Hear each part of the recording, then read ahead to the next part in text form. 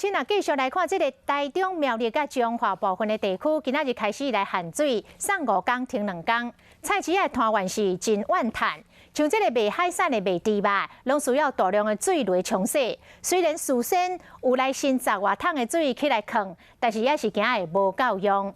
啊，这个彰化做头毛的头家娘讲，除了电头毛之外，嘛暂时唔敢帮人客来洗头咯。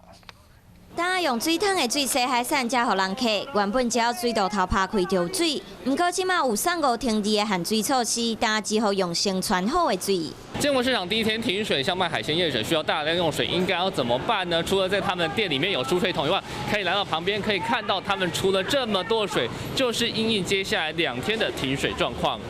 虽然已经传真济水，不过卖海产、台鱼仔爱用水，卖肉、洗肉嘛爱用水。限水有2天，但真烦恼水也无够用。它不是说只有这2天，它下个礼拜还是2天呐、因为我们这个都要洗干净嘛，至少说我是觉得说比较好的措施就是停1天。有当为着停水规气休困，沙龙店嘛需要真济水来替人客洗头。伫彰化限水区的业者讲，虽然已经安水塔，不过烦恼水也无够。 除了电头早一定要先洗头，其他人客拢无提供洗头的服务。